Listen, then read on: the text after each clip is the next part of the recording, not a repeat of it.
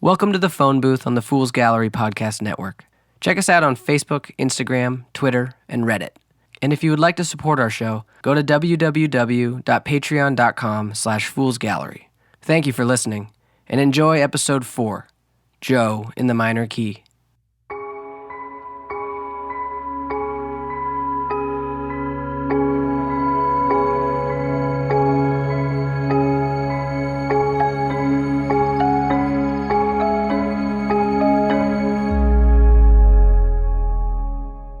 I sit in a small room. A small stage stands feet away, empty of set dressing or performers. The walls are barren. No decorations to distract from what is to come. This is, after all, supposed to be an intimate experience. Like a memory I had long forgotten, she appears, high heels clicking softly through the misty silence. She is small and beautiful, a dash of purple hair the only color in her otherwise completely black ensemble. I force myself to breathe. Rosalind Ria is about to sing. Gracefully she sits. The few feet between us seems a profound distance. Giving me no notice, she bends over her overlarge guitar and begins to tune. Her focus is absolute, her intention ironclad. There is beauty in the way she turns the knobs, thrums a string, correcting musical aberrations that will forever be a mystery to me. She strikes a chord, and I forget to breathe. The corners of her mouth crease upwards. Satisfied, her attention shifts to me.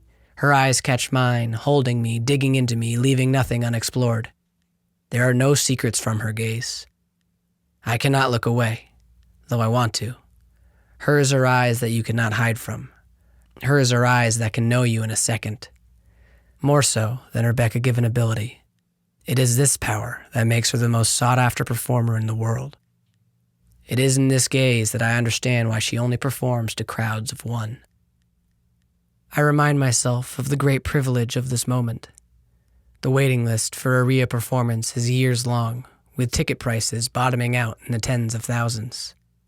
I sit here not because I can afford to, but because she, impossible as it may seem, is a fan. I've read many an article about the effect her music will have on me, but as anyone can tell you, the only way to truly experience music is to listen to it. Together we take a breath, and then she begins to sing. Warm way from the nearest window, my eyes are counting all the dotted lines. And your candy sits right here beside me, but I let it stay, 'cause it's your favorite kind. Yeah, you know me, I'm the one who's lonely, you're the one I swear will be okay. Would you still go if you would have stayed one more day?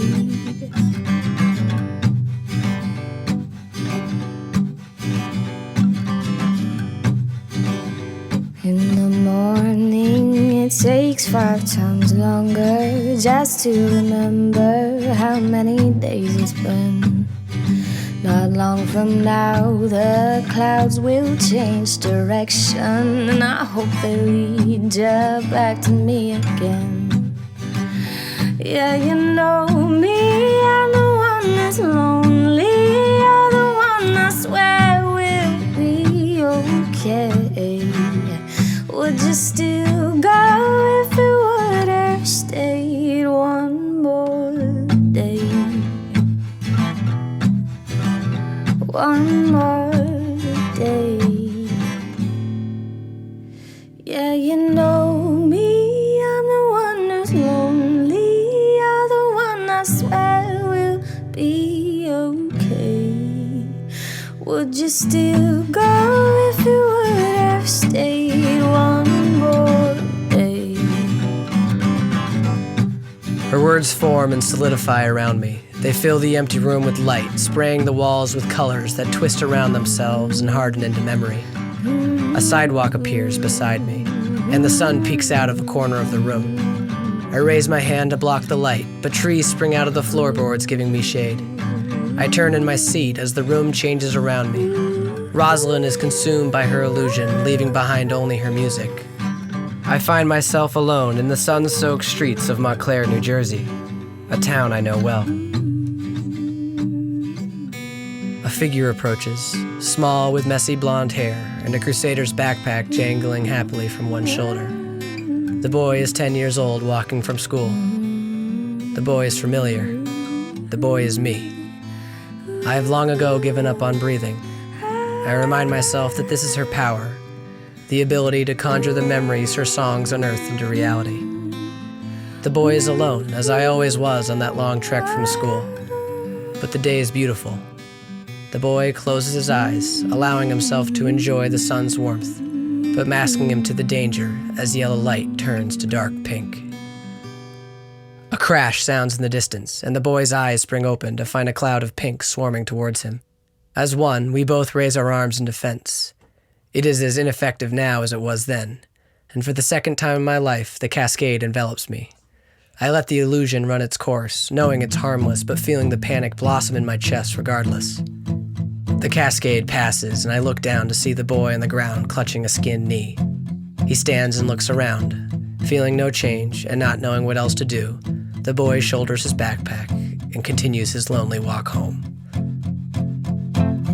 The holy robe it pulls me farther down. The skies of blue burn red in every town.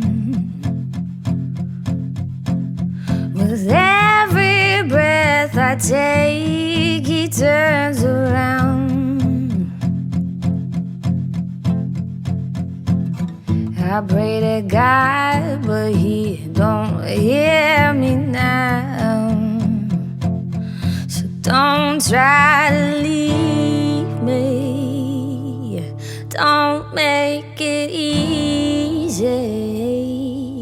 Don't try to leave me.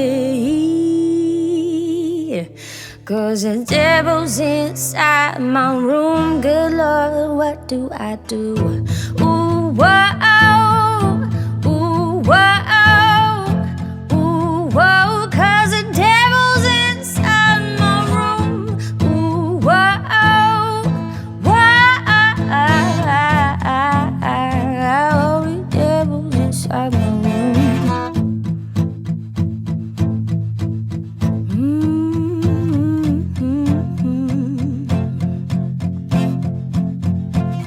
My hurried lips can't make what's on my mind. I'm broken down to the sun, it burns my eyes. Oh, and blood-soaked river tells it's all its time. The story sold won't save the sinning kind. So don't try and leave me. Oh, don't make it easy. Don't try and leave me. Yeah. 'Cause the devil's inside my room. But Lord, what do I do?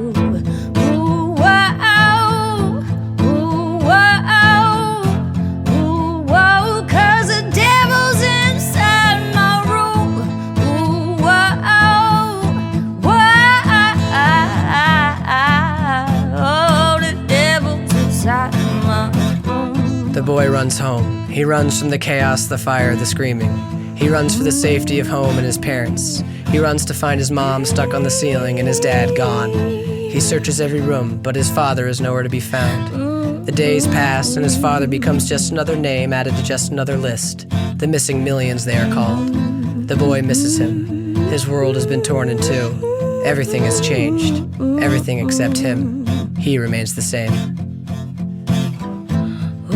Whoa, ooh, whoa, ooh, whoa. 'Cause the devil's inside my room. Ooh, whoa, whoa.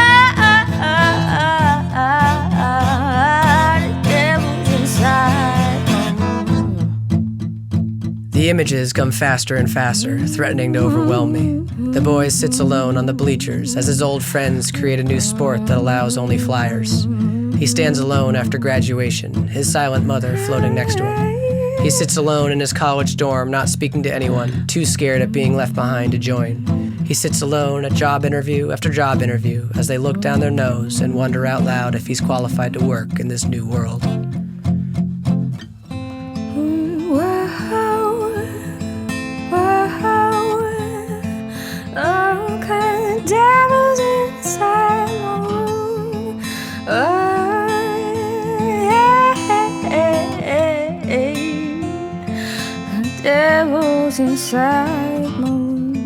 Nauseous, I stand and leave, but Rosalind's illusion has consumed the door.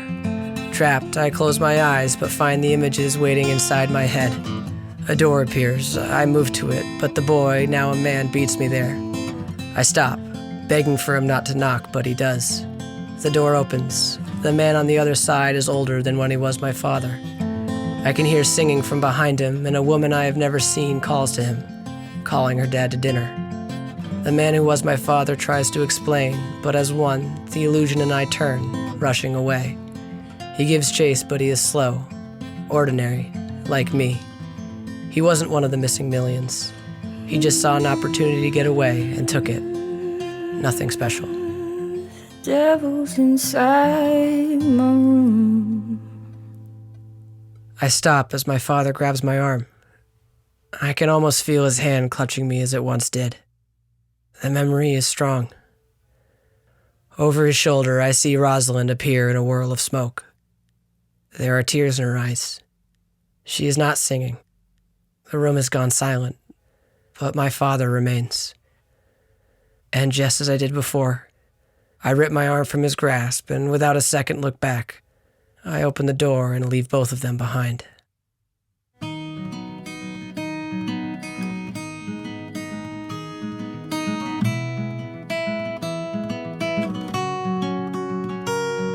Stay, don't leave. My blackened sense of instinct throws a lonely scene. My clothes are stained with weeks of understanding. Without me, it's clear that you'll be fine. Don't leave, I beg you to stay. I know I may just swear. Oh, please, I'm brave, but I'm weak, and I need you.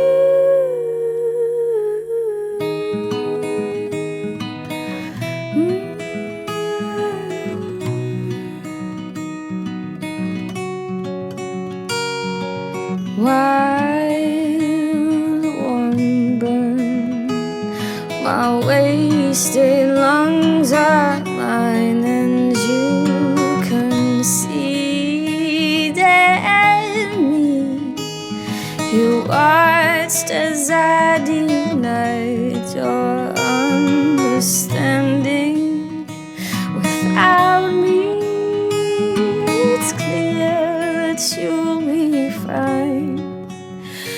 Don't leave, I beg you to stay. I know I may just sway. Oh, please, I'm brave, but I'm weak, and I need you.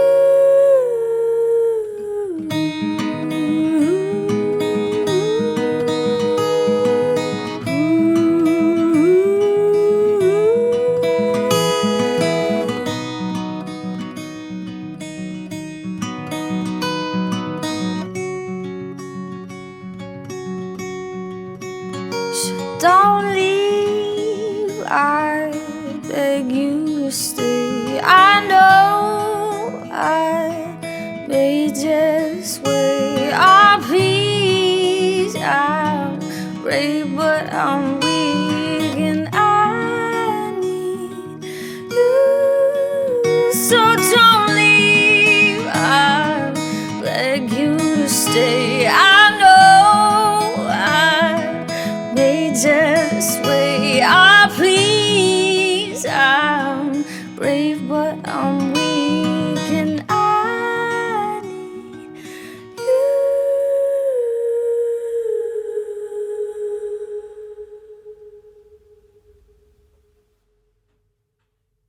This has been a production of the Fool's Gallery Podcast Network.